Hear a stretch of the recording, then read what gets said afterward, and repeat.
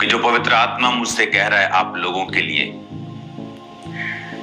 कि बाइबल कहती है कि जब बहुत से लोग, तकरीबन 20,000 के करीब उनकी गिनती थी, 5,000 के करीब जेंट्स थे उनमें, जब यीशु मसीह के पीछे थे और 3 दिन से वो वचन सुन रहे थे, उन्होंने कुछ नहीं खाया, तो परमेश्वर ने कहा इनके लिए रोटी का इंतजाम करो। उनके पास थोड़ी सी रोटी और कुछ मछलियां थी और उन्होंने परमेश्वर के हाथों में दी और परमेश्वर ने उन्हें तोड़ा और कुछ ही उन 5 रोटियों को परमेश्वर ने उन हजारों लोगों को खिला दिया। कई बार परमेश्वर आपको तोड़ता है आपको बढ़ाने के लिए।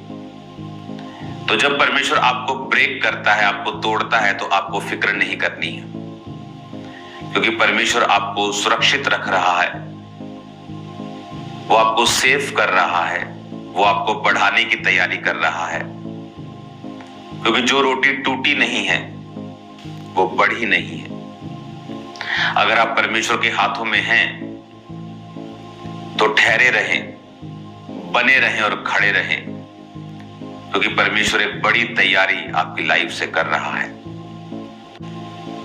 2004 में 5 में जब मैं प्रभु में आया और स्ट्रगल में था और लॉट्स ऑफ स्ट्रगल बढ़ गए थे मसीह में आने के बाद, तो परमेश्वर ने कहा था मैं तुझे तोड़ रहा हूं लेकिन मैं तुझे बढ़ाऊंगा भी और मैं तुझे बांटूंगा भी। आज जो वचन आप मेरे मुंह से सुन रहे हो, ये उसी गवाही का कारण है जो परमेश्वर ने मुझे दी है। तो थैंक्स करें जब वो आपको तोड़ता है, क्योंकि उसी समय फिर वो आपको बढ़ाता भी है, क्योंकि उसने आपको सिर्फ ब्लेस करने के लिए नहीं बल्कि ब्लेसिंग का एक चैनल होने के लिए चुना है। मेरा बिलीव है आज जब आप इन वर्ड्स को सुनेंगे, आपकी लाइफ कभी भी सेम नहीं रहेगी। आज हम सुनेंगे लूका की पुस्तक, उसका 4 बाब, उसकी 16 आयत। प्रभु यीशु मसीह जब नासरत में आए, जहां वो पाले पोसे गए थे, तो अपनी रीति के अनुसार सबत के दिन परमेश्वर के आराधनालय में उन्होंने बाइबल को, वचन को पढ़ने के लिए वो खड़े हुए।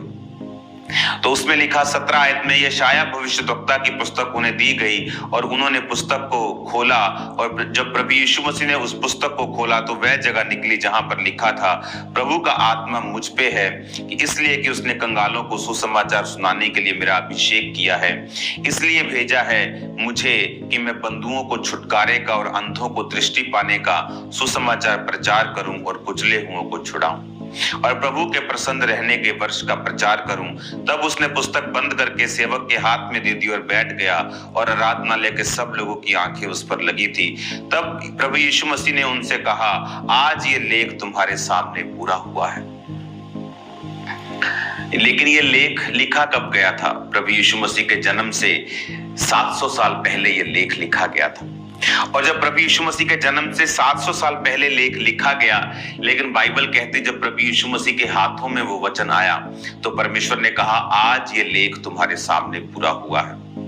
ये एक रेमा वचन था, और परमेश्वर के वचन की जो सेवकाई थी, परमेश्वर की आत्मा की जो सेवकाई थी, उसकी शुरुआत कहां से हुई?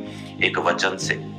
चाहे वो परमेश्वर का एक लौता बेटा था, इसी काम के लिए दुनिया में आया था, लेकिन आपको आत्मिक अगर रूल्स मालूम नहीं है, आप जितनी मर्जी परमेश्वर के खासम खास हों, आप बड़े किसी पास्टर बिशप के बेटे हों, आपका स्ट्रगल कोई रोक नहीं सकता अगर आप वचन से, आपको ये मालूम नहीं कि कब क्या करना है। जीसस क्राइस्ट ने जब वो वचन पढ़ा तो परमेश्वर ने कहा, आज ये लेख तुम्हारे सामने पूरा हुआ है। वो कह रहे हैं, हाँ ये तो 700 साल पहले की तो वचन पढ़ रहा है, भविष्यद्वक्ता की पुस्तक पढ़ रहा है। तब नया नियम तो होता नहीं था, क्योंकि अभी मत्ती, मरकुस, लूका, यूहन्ना जो आप पढ़ते हो, अभी तो लिखा जाना था। अभी तो जीसस क्राइस्ट ने अपनी सेवकाई को शुरू भी नहीं किया था। तो शुरू कैसे हुई? परमेश्वर ने उस वचन को अंगीकार किया, उस वचन को जो 700 साल से लिखा तो गया था लेकिन पूरा नहीं हुआ था। आज एक विश्वासी ये समझता है कि प्रभु यीशु मसीह ने अगर कोड़े खाए हैं तो वो चंगा हो जाएगा, पर क्या कहां लिखा है ये? अगर उस विश्वासी को कोई पूछे कहां लिखा है कि यीशु के कोड़े खाने से तुम चंगे हो चुके हो, क्या तुमने कभी बाइबल पढ़ के वचन को पर्सनलाइज किया है? क्या कभी वचन को अपना बनाया है? सारा लिखा हुआ वचन इंसानों के लिए है, लेकिन वो सबकी लाइफ में पूरा नहीं होता जब तक आप उस वचन को व्यक्तिगत रूप में अपना नहीं बनाते। मैं आपको समझाने की पूरी कोशिश करूंगा। जैसे जीसस क्राइस्ट ने जब ये वचन पढ़ा तो परमेश्वर ने कहा आज ये लेख पूरा हुआ है। क्या लेख? कि प्रभु का आत्मा मुझ पे है और उसने कंगालों को सुसमाचार सुनाने के लिए मेरा अभिषेक किया। और परमेश्वर की सेवकाई उस दिन से शुरू होती है। लंगड़े चलने शुरू होते हैं और अंधे देखने शुरू होते हैं और मुर्दों में जान आने लगती है। परमेश्वर के सामर्थी काम प्रकट होने लगते हैं। बाइबल कहती बहरे सुनने लगते, अंधे देखने लगते, चारों ओर हाहाकार मच जाती, लोग हजारों लाखों की गिनती में परमेश्वर के पास आना शुरू हो जाते हैं। कहां से शुरुआत हुई? एक वचन से। जब मेरी लाइफ में मुश्किलें थी, प्रॉब्लम्स थी, वचन ने ही मेरी लाइफ की शुरुआत की थी। क्योंकि मैं मसीह में तो था लेकिन मेहनत नहीं करता था, लेकिन आस पूरी प्रभु से रखता था कि परमेश्वर मुझे हील करे, ऐसी मेरी लाइफ होनी चाहिए। तो एक दिन पवित्र आत्मा, जब मैं बाइबल को पढ़ रहा था, क्योंकि मुझे बाइबल पढ़नी जरूरी होती थी अपने मेंटली अपसेट के अटैक से फ्री होने के लिए, तो वचन में आया, परमेश्वर ने कहा पहला कुरिन्थियों 15 उसकी 58 आयत में जब हम पढ़ते हैं, या बांधो और दृढ़ रहो क्योंकि तुम्हारा परिश्रम जो है मसीह में वो व्यर्थ नहीं है। ये वचन किसके लिए था? ये वचन उस समय ये एक लोगोस वचन नहीं था। लोगोस वचन बोलते हैं, ये सारा वचन जो लिखा हुआ है इसे लोगोस बोलते हैं। रेमा वचन बोलते हैं जब एक वचन आपके लिए आपको चुभ जाता है, आपको लगता है कि नहीं ये वचन आज खास परमेश्वर का आत्मा वचन से मुझसे बात कर रहा है। उसमें लिखा है, हे मेरे प्रिय भाइयों, दृढ़ रहो, अटल रहो, प्रभु के कार्य में सर्वदा बढ़ते जाओ क्योंकि तुम जानते हो कि प्रभु में तुम्हारा परिश्रम व्यर्थ नहीं है।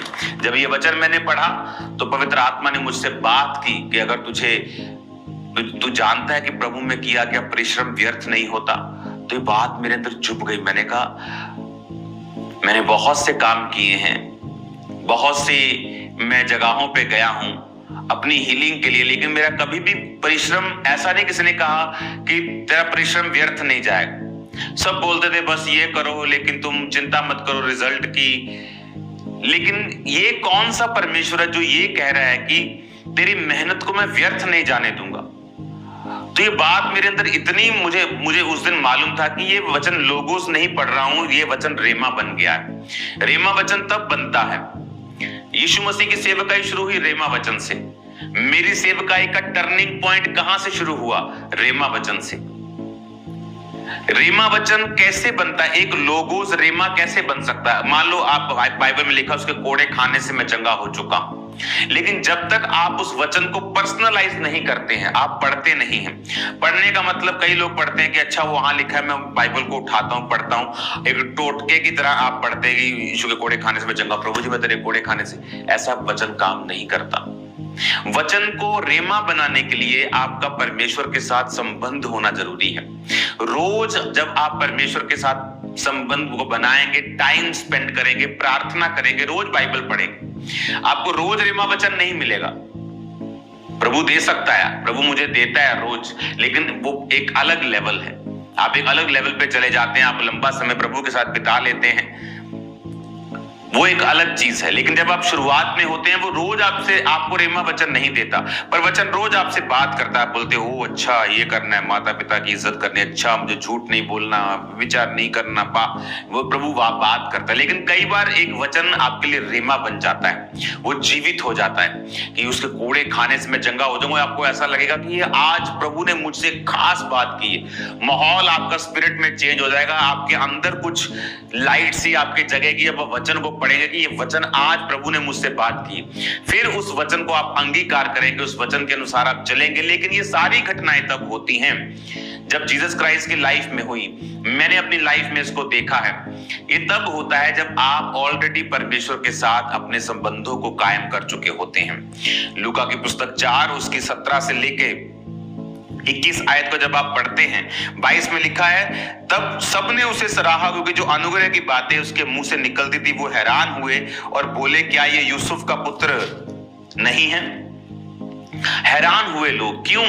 क्योंकि जब आप प्रभु के साथ एक समय बिताते हैं, आप रोज प्रार्थना करते हैं, बाइबल पढ़ते हैं, आप हफ्ते में 1-2 फास्टिंग करते हैं, आप चर्च में मिस नहीं करते, आपके ऊपर परमेश्वर का अनुग्रह आ जाता है, ग्रेस आ जाती है, एक प्रोटेक्शन आपको फील नहीं होता। जिस तरह से जब आप नहाते हैं, पहला ठंडा पानी का मग डालते हैं, अगर आप ठंडे पानी से नहाते हैं तो दूसरा तीसरा फील नहीं होता। आत्मा में भी कई बार आपको फील नहीं होता। आदम को भी जब रोज प्रभु से बात करता उसे वो फेमिलियर लगने लगा, आम लगने लगा, जबकि उसके ऊपर वो जो ग्रेस थी जब चली गई तो उसे मालूम हुआ वो कितनी बड़ी ग्रेस थी। तो जब आप आत्मा में चलते हैं, आपको थोड़ा फील होता है, उसके बाद आपको फील नहीं होता कि प्रभु मेरे साथ है या मैं ग्रेस के नीचे हूं। पर वो ग्रेस आपकी लाइफ में बढ़ती जाती है जब आप परमेश्वर के साथ समय बिताते जाते हैं, और फिर जो रिजल्ट्स आपकी लाइफ में आते हैं, फिर जो आपकी लाइफ में जो फाइनेंशियली हो, फिजिकली हो, आपके परिवार के हो, सराउंडिंग में हो, फिर जो रिजल्ट्स आते हैं उनसे आपको अंदाजा होता है कि हाँ, परमेश्वर का अनुग्रह जो है वो मेरे साथ है, क्योंकि मेरी लाइफ उस तरह से नहीं चल रही जिस तरह आम लोगों की चल रही है।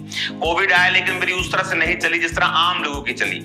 ये संघर्ष आया, ये इकोनॉमिक ब्रेकडाउन हुआ, लेकिन मेरी लाइफ को फर्क नहीं। आपको फिर मतलब समझ आने लगता है, आपको अंडरस्टैंडिंग होने लगती है कि प्रभु के साथ जो मैंने समय बिताया और परमेश्वर के साथ जो मैंने संबंधों को कायम किया है, और परमेश्वर जो आपको रेमा वचन, हर एक व्यक्ति का रेमा अलग है, हर एक व्यक्ति का केस अलग है। आप यूनिक बनाए गए हैं। आपके फिंगरप्रिंट दुनिया में 800 करोड़ लोग हैं, एक दूसरे के साथ नहीं मिलते।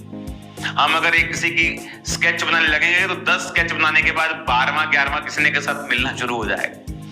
लेकिन देखो, आप परमेश्वर की महिमा की 800 करोड़ लोग बनाए और एक का भी फिंगरप्रिंट मैच नहीं करता दूसरे से। खुदा ने आपको यूनिक बनाया है, किसी का डीएनए मैच नहीं करता, उसने हमें अलग बनाया है। हालेलुया। सिर्फ परिवार में आपका डीएनए मैच करता, लेकिन फिंगरप्रिंट किसी के साथ आपका मैच नहीं करता। क्यों? क्योंकि परमेश्वर ने आपको दिखाया कि आप अलग हैं, आपकी आइडेंटिटी अलग है। आपको परमेश्वर के साथ नाता रखना पड़ेगा, संबंध स्थापित करने पड़ेंगे, और वचन जब आप पढ़ेंगे आपको मालूम होगा ये वचन आज मेरे लिए है। वचन आपके अंदर जागृत हो जाएगा, जीवित हो जाएगा, और आप महसूस करेंगे कि परमेश्वर ने मुझसे बात की है। आपकी लाइफ का कोई उत्तर आपको नहीं मिल रहा, आपकी लाइफ का कोई ऐसा सवाल है जिसका आपके पास कोई भी जवाब नहीं, लेकिन जब तक आप वचन में नहीं जाएंगे आपको वो जवाब नहीं मिलेगा। जब आप वर्ड में जाएंगे, जब आप वचन में जाएंगे, परमेश्वर आपको उत्तर देगा। आप वचन में जाएंगे, वो आपसे बात करेगा, वो आपको उत्तर देगा। वचन रेमा बन के आपके सामने आ जाएगा, आपकी लाइफ चेंज हो जाएगी। लेकिन अगर आपने अभी तक बाइबल को अपना जीवन समर्पित नहीं किया है, आप परमेश्वर के साथ संबंधों को कायम नहीं रखते, क्योंकि बाइबल एक टोटके की पुस्तक नहीं है जिसे मैं बोलूंगा कि ये वाला वचन आप 370 बार पढ़ लेना तो आपका उद्धार हो जाएगा। ऐसा नहीं है। परमेश्वर के साथ साफ और पाक होके उसके सामने जाना, उसके लहू से अपने आप को धो के माफी के साथ माफ करते हुए उसके सामने जाना, उसके बाद रोज परमेश्वर के साथ समय को व्यतीत करना, वचन जो आप जिसको जानते हैं उसको मानना, लिखे हुए वचन से प्यार करना, आप फिर देखना बाइबल आपको सक्सेसफुल आदमी बना देगी। आप इसको पढ़ेंगे, ये आपके अंदर जाएगी, ये आपकी रगों में चली जाएगी, ये आपकी स्पिरिट में बैठ जाएगी। ये वचन आपको एक्सट्रीमली सक्सेसफुल बना देंगे। आज मुझे एक बात मालूम है कि मैं जिस भी काम में जाऊंगा मैं सफल होऊंगा, लेकिन मैं सब काम नहीं करता हूं क्योंकि मेरे पास समय नहीं। मैंने अपना संपूर्ण समय सेवकाई को दिया हुआ है। अगर मैं बिजनेस करना चाहूं किसी भी एरिया में, वो रियल एस्टेट हो, वो कोई भी हो, मैं कर सकता हूं, कमा सकता हूं, मिलियन, ट्रिलियन, बिलियन, जितना चाहूं। लेकिन क्योंकि आप जब बाइबल को पढ़ लेते हैं, आपको पूरा स्ट्रक्चर जब समझ आता है, आप पूरी तरह से प्रभु को तो 1000 साल में नहीं समझ सकते, लेकिन जितना आप अपने आप को 100% आप प्रभु के लिए देते तो आप समझ जाते हैं कि आप खुद एक सक्सेस हैं। आप जिस काम में जाएंगे परमेश्वर आपको सक्सेसफुल करेगा। आप जब वचन को समझ जाते हो, प्रभु के साथ अपना नाता बना लेते हैं। आज मैं फुल टाइम सेवकाई में हूं, तो ये मेरी खुद की मर्जी है कि मैं अपना सारा समय सेवकाई को ही देता हूं और छोटा सा समय अपनी बुक्स को देता हूं जहां से मेरे खर्चे चलते हैं। तो वो एक मेरा पर्सनल डिसीजन है कि मैं चर्च के ऊपर भार नहीं डालना चाहता और अपना खर्चा मैं अपने काम से चलाना चाहता हूं, लेकिन मैं अपने काम को इतना समय नहीं देना चाहता कि मैं सेवा में समय ना दे पाऊं। इसलिए मेरा 100% आप बोल सकते हो कि वो जो समय है वो सेवा को जाता है। आप जब बाइबल को पढ़ लेंगे और रोज प्रभु के साथ एक नाता स्थापित करेंगे, ये गिव एंड टेक वाला मामला नहीं है कि आपने इतने दिन बाइबल पढ़ी, रोजे रखे। मैंने बहुत से क्रिश्चियंस को नॉनसेंस करते देखा है। थोड़ी सी किडनी खराब हुई, चलो रोजे, किडनी ठीक, रोजे खत्म, बीमार हो गए, रोजे शुरू, प्रार्थना शुरू, ठीक हो गए फिर। ये ऐसा लगता है जैसे आप खुदा को यूज कर रहे हैं। कई होते ना लोग जो दूसरों को यूज करते हैं। आपको डायरेक्ट, आपको क्लीन, आपको सीधी बात करनी है। आप प्रभु को आप यूज नहीं कर। कितनी बार आप स्टपनी यूज करेंगे? कभी तो स्टपनी भी पंचर निकलेगी। हर बार इमरजेंसी में आप रोजे नहीं रख सकते। इमरजेंसी प्रार्थनाएं सब हर टाइम काम नहीं करेगी, किसी टाइम वो काम कर जाएगी, प्रभु आप पे दया कर देगा। लेकिन अगर आपका रूटीन बन चुका है इमरजेंसी, तो वो परमेश्वर काम नहीं करेगा। आपको परमेश्वर के साथ समय को बिताना है, बाइबल के साथ खास तौर पे समय को बिताना है। आप जब बाइबल पढ़ते हैं, प्रभु की आत्मा को इनवाइट करना है कि वो आपसे बात करे। जो वचन आप पढ़ते हैं वो रेमा वचन बन जाता है, और जब एक रेमा वचन आपके स्पिरिट में चला जाता है और आप उस वचन के अनुसार चलने लगते हैं और अंगीकार करने लगते हैं, फिर जन्म होता है गवाहियों का, फिर जन्म होता है अजीब और अजंबी चीजों का, जो ह्यूमनली, जो इंसान से इम्पॉसिबल है। इसलिए मैंने अपनी लाइफ में वो काम होते देखे हैं जो इंसान से पॉसिबल नहीं है, जो सिर्फ परमेश्वर का आत्मा कर सकता है। हालेलुया। अपने हाथों को उठाओ। मैं प्रार्थना करता हूं परमेश्वर आज से सक्सेस का मसा इनकी जिंदगी में कार्य करे। सब लोग अपने एक हाथ को अपने सिर पे, एक हाथ को अपनी चेस्ट के ऊपर इस तरह से रखेंगे और खुदा बाप मैं इनके लिए प्रार्थना करता हूं, तेरी सक्सेसफुल होने का मसा इनकी जिंदगी में एंटर करे और तेरी शांति इनके हृदयों में एंटर करे। आज से अपने संबंधों को तेरे साथ कायम कर सके। अपने हाथों को उठाएंगे। Thank you Jesus. हर एक आत्मा यीशु मसीह नासरी के नाम में जो शैतानी है, आउट करेंगे यीशु मसीह के नाम में। सब जन खड़े हो जाएंगे, सब जन खड़े हो जाएंगे, खड़े होकर प्रार्थना करेंगे। आज सब जन खड़े हो जाओ, अपने हाथों को उठाओ। हर एक पाप का आत्मा, हर एक गंदगी का आत्मा, वो आत्मा जो आपको वचन से, संगति से, पवित्रताई से दूर रखता है, आउट करेंगे in the mighty name of Jesus. Out करेंगे in the name of Jesus Christ. हर वो आत्मा यीशु मसीह नासरी के नाम में जो पाप का है, आउट करेंगे in the mighty name of Jesus. Command करेंगे in the name of Jesus. Out करेंगे, आउट करेंगे, आउट करेंगे in the name of Jesus. पाप का आत्मा, जादू का, टोने का, मैं देख रहा हूं दुष्ट आत्माओं से आजादी को। चिल्ला दुष्ट आत्मा और भाग जाए यीशु मसीह नासरी के नाम। Out in the name of Jesus. मैं दुष्ट आत्मा को निकलते भागते हुए देख रहा हूं, चिल्लाते तड़पते हुए देख रहा हूं। आपको मैं हील होता हुआ देख रहा हूं right now in Jesus name. Be healed in Jesus name। जो व्हीलचेयर के रोगी हैं, शिकंजों के रोगी आजाद हो जाओ, दमे के रोगी आजाद हो जाओ, शुगर के, बीपी के रोगी, ब्रेन की सब बीमारियों के रोगी आजाद हो जाओ, हार्ट के रोगी, लिवर के रोगी आजाद हो जाओ। इन the mighty name of Jesus Christ में ही मैं आपकी हीलिंग को देख रहा हूं राइट नाउ। आपकी हीलिंग को देख रहा हूं मैं सेक्शन के ऊपर। एक भाई को मैं देख रहा हूं स्किन कंडीशन में, तेरी स्किन बहुत ज्यादा तेरे को मुश्किलें दे रही है और मैं तुझे देख रहा हूं, तू नॉर्मल जिंदगी नहीं बिता पा रहा है और ये तेरे को टॉर्मेंट कर रही है ये बीमारी। और मैं आज परमेश्वर की आत्मा को तुझे ठंडक देता हुआ देख रहा हूं। तुझे ठंडक महसूस होगी जैसे तू ऑयल को लगाएगा, जैसे अपने हाथ को रखेगा, अपने दाहिने हाथ को रख, खासकर तेरे बाजुओं के ऊपर मैं देख रहा हूं, टांगों के ऊपर देख रहा हूं, पीठ के ऊपर देख रहा हूं। तेरी बैक के ऊपर देख रहा हूं, बैठ नहीं पाता तो इस बीमारी की वजह से मैं देख रहा हूं परमेश्वर का आत्मा तुझे हील कर रहा है। आज यंग ब्रदर, वाइट गोरा रंग, खुदावंद का आत्मा तुम्हें हील कर रहा है। परमेश्वर का आत्मा एक डाइवोर्स को कैंसिल कर रहा है। आप लेडीज साइड में बैठी हैं और आपका हस्बैंड जेंट साइड में बैठा है। आप चेयर सेक्शन में है और वो नीचे बैठा है और मैं देख रहा हूं परमेश्वर का आत्मा आपको छू रहा है। डाइवोर्स खुदा की ओर से नहीं, डाइवोर्स खुदा की ओर से नहीं है। वचन कहता है कि सिर्फ व्यभिचार के कारण तो अपने पत्नी अपने पति को त्याग सकती है, लेकिन वचन ये भी कहता है कि क्यों ना तो अपने पति का उद्धार करा ले, क्यों ना तो अपनी पत्नी का उद्धार करा ले और अपने कैरेक्टर से उसको खींच प्रभु की ओर। आज यीशु के नाम में मैं तेरे डाइवोर्स को कैंसिल करता हूं। तो एक क्रिश्चियन औरत मैं तुझे देख रहा हूं और ये तेरा डिसीजन ज्यादा है, तेरे हस्बैंड का कम, लेकिन परमेश्वर इस बात से खुश नहीं है, वो इस बात से आनंदित नहीं है।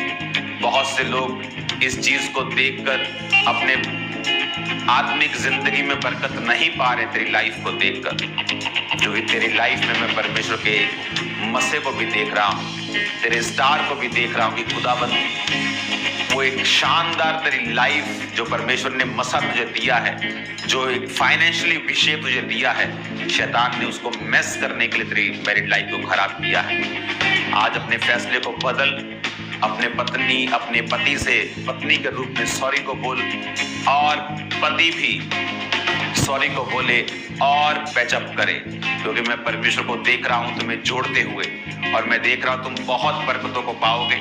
आने वाले कुछ सालों में एक बहुत बड़ा काम तुम शुरू करोगे, बहुत बड़ा बिजनेस शुरू करोगे। मैं तुम्हें ब्लेस होता हुआ देख रहा हूं।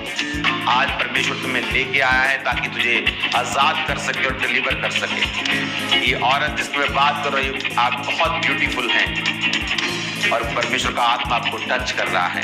आपका हस्बैंड आपके जितना स्मार्ट ब्यूटीफुल नहीं है, लेकिन वो परमेश्वर उसके साथ है।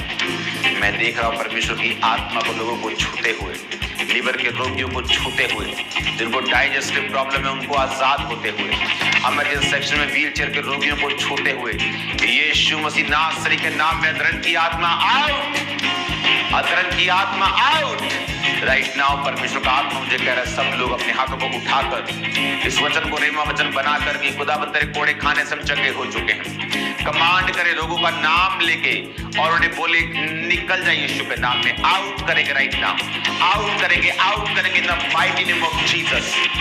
आउट करेंगे रोगों को right now in the name of Jesus. Out करेंगे in the mighty name of Jesus.